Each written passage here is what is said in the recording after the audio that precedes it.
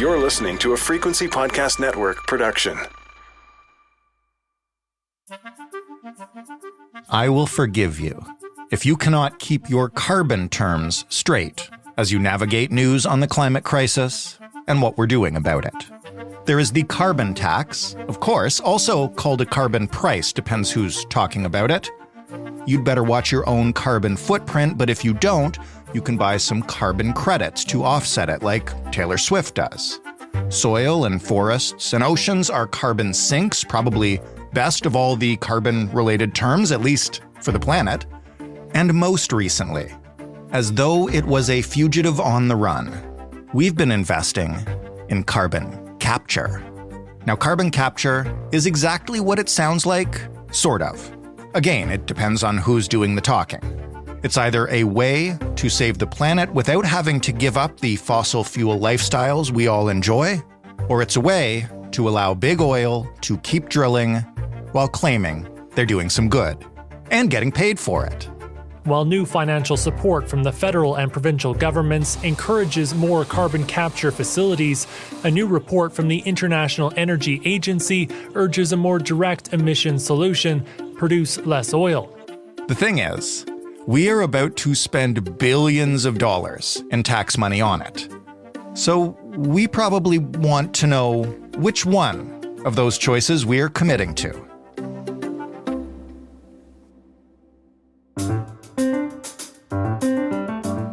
I'm Jordan Heath-Rawlings. This is The Big Story. Dr. Emily Eaton is a professor in the Department of Geography and Environmental Studies at the University of Regina. She specializes in fossil fuels, just energy transitions, and natural resource economies. Hello, Emily. Hi, thanks for having me today. You are very welcome. I'm hoping you can help untangle some of this policy for us. It's complicated stuff. Yeah, well, I'll do my best. Well, why don't you just start with the basics? You know, what is carbon capture as a technology, and what are the tax credits associated with it? So carbon capture, utilization, and storage is a set of emissions mitigation technologies, which have actually been in use for the last 50 years, but that have really seen more interest lately, especially because some of the recent large reports, like from the International Energy Agency and the IPCC, the Intergovernmental Panel on Climate Change, suggest that because of the sort of urgency and scale of the emissions reductions that are now required to remain in a safe place for humanity on the globe, that there are only a few pathways sort of left to net zero emissions. And so many of those rely on sort of removing carbon dioxide emissions and sequestering them underground. So these technologies are typically, I live in Saskatchewan. We have one of the largest carbon capture project in the world on Boundary Dam, which is a coal-fired power plant. And the technology captures the emissions from burning the coal to generate electricity. And it liquefies the carbon dioxide, and it is then shipped through a pipeline to a nearby oil field where it's used in enhanced oil recovery. So that's the sort of utilization in the CCUS, but it could be used for other things as well. And there's also a set of technologies called direct air capture that is part of CCUS. And there's only, to my knowledge, one project operating in the world currently using direct air capture, but that would be where you're sort of scrubbing it directly, carbon dioxide directly out of the air, and then, turning it into a stream of CO2 that you can inject underground. From a climate expert's perspective, how meaningful could this technology be if utilized widely and done right? Right. Well, I should note, I said that the IPCC's reports show most of the available pathways that are left to include the heavy use of CCUS. But there are some pathways to keep the world under 2 degrees without CCUS technology as well. But if applied, in the right way, I think it could be really a helpful technology. And to me, that would mean it were applied in ways that allow at the same time for the phase out of fossil fuels. And so it shouldn't be applied on fossil fuel operations because that simply sort of extends the life of those fossil fuel operations. So whether that's on gas plants or on hydrogen plants, which is really turning natural gas into hydrogen, on coal-fired electricity, all of these projects that are the vast majority of the projects that we are currently investing in Canada, they're really investments in prolonging the life of the fossil fuel industries. And we know that we need to phase out fossil fuels if we want to have a hope of keeping global warming under 2 degrees Celsius. And so, if they were applied to projects like maybe cement production, of course, we do need to reduce overall our use of cement in the world, or steel, same thing with steel. We should be really focusing on reduction of those materials. But there are some industries where we don't have other solutions, and it would be useful to use these mitigation technologies, especially in those industries. Where does the government stand on this technology, tax credits for it, et cetera? I understand there's been legislation in the works for a few years now, right? Yes, there has been legislation in the works and announced in previous budgets, and the new federal investment tax credits should be available effective in January 2024. So the legislation is coming before Parliament imminently. And what's in these tax credits is a 50% investment tax credit for the equipment that's used to capture the carbon, and then a stackable credit. So you could use one or the other or both, which would be 37.5% for a separate set of equipment that's required to transport and inject carbon dioxide. So for carbon pipelines, these carbon hubs and trunk lines that the provinces are talking about now. There also is a tax credit for direct air capture that gets 60%. But for the most part, I don't know of any projects in Canada that are really driving towards the direct air capture. It'll be mostly used in the fossil fuel industries. And while we're talking about the fossil fuel industry, you mentioned earlier that this is used for something called enhanced oil recovery. What is that? And I guess why is there such a debate around whether that technology should be allowed to apply for this credit? So when the tax credits were first announced in 2022, Chrystia Friedland was very adamant that they would not apply to projects that used enhanced oil recovery. And since then, the government has found a sort of loophole around that, and I'll come back to that in a second. But what enhanced oil recovery is, there are aging oil fields all across Canada. In Saskatchewan, where I am, again, there's this Boundary Dam project on the coal-fired plant, which transports the carbon to an old oil field, the Weyburn oil field. And that oil field is using other technologies is depleted. But when they pump the CO2 down into the reservoir, they're able to sort of flood out the remaining oil that's left and is not recoverable through other methods. And so what this technology is really doing, and the reason that people are so critical of its use in enhanced oil recovery, is it's allowing new production of oil that would otherwise not be possible without these CO2 floods. And, it's worth noting that of all the carbon captured globally, about 73% of it right now goes to enhanced oil recovery, while less than 1% is going to other industrial uses. And the remaining 27% is stored underground without being put to any use at all, the sequestration in the CCUS. Really, we're boosting oil production through the use of enhanced oil recovery. And one thing I'm interested in is the extent to which, companies in Saskatchewan are claiming, they're sort of double claiming the idea of the carbon savings. So Sask Power, the generator of the electricity, is saying, look at the equivalent of how many cars we're pulling off the road every year with our CCUS. At the same time as the oil company in the Weyburn oil field is saying, look how green our oil is because every barrel we're producing is sequestering carbon underground. So there's sort of double accounting for this. Well, the total picture is, of course, more oil production that wouldn't have otherwise been possible. And we know that fossil fuels are accountable for more than 80% of global greenhouse gas emissions, and that most of the emissions associated with fossil fuels are found in their combustion or in their end use. So even if we can produce oil with fewer emissions, we know that it's going to be burned somewhere in somebody's car, and that a significant amount of emissions, the vast majority of emissions, come from that consumption.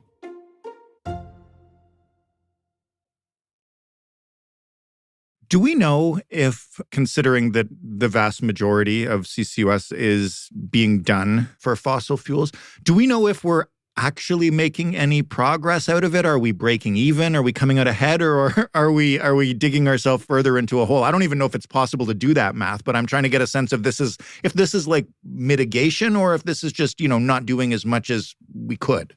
Well, there's two ways to answer that question. So one is that because of the way that the emissions reporting works globally, Canada is really only responsible for the emissions that it makes within its own borders. And so Canada exports a lot of its oil to other places in the world. And so the emissions associated with using those fossil fuels are often on another country's books. And so in this calculation of whether CCUS is actually reducing emissions, we're only getting part of the picture, and that part of the picture is the least polluting part of the picture. But we could also say that, we can look at the sort of success rate of CCUS projects around the world, and none of them are targeting 100% capture rates. Most of them are targeting between 80 and 90% capture rates. So again, in Saskatchewan's Boundary Dam, when it was built, the target capture rate was 90%. Well, that sounds really high. But it turns out that, the facility almost never met its capture rate. And that actually it reduced its targeted capture rate because the oil field wasn't interested in taking all of its CO2. And so, a lot of these projects are, because they're very expensive, they're also reliant on having somebody to sell the CO2 to. And so how much CO2 they're capturing is going to be dependent on what their market is for selling that CO2 as well. So, we can look sort of globally at the capture rates. There was one report that I was looking at from 2022 on 13 flagship CCS projects comprising about 55% of the world's capture capacity. That report showed that these CCS projects are failing and underperforming more than they are succeeding. And of course, they're also prolonging the use of fossil fuels and the release of greenhouse gases into the atmosphere. So these carbon capture projects also require electricity or power.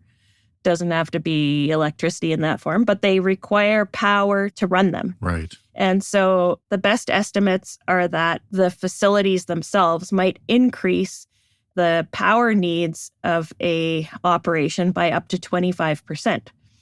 So they need a lot of electricity and a lot of power. And so, if they're increasing a project's consumption of fossil fuels by 20%, and then they're only capturing at 80, 70, 60%, doing the math to figure that out, I think is a really good question.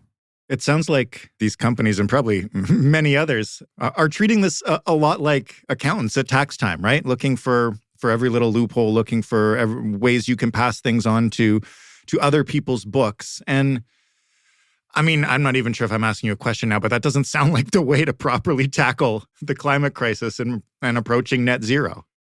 That's right. And I think that the, sort of the climate movements and the climate policy experts are getting pretty tired with these sort of accounting practices that in the end might not amount to any the kind of significant reductions that we need to avert a global catastrophe. I guess I should say that one of the things that we've just seen in the new legislation is, despite that earlier insistence from Friedland that these projects wouldn't be covering investment into projects that where the carbon was going to be used for enhanced oil recovery. She has since gone back on that. And now there's a new formula where 10% of the carbon captured actually needs to be stored properly.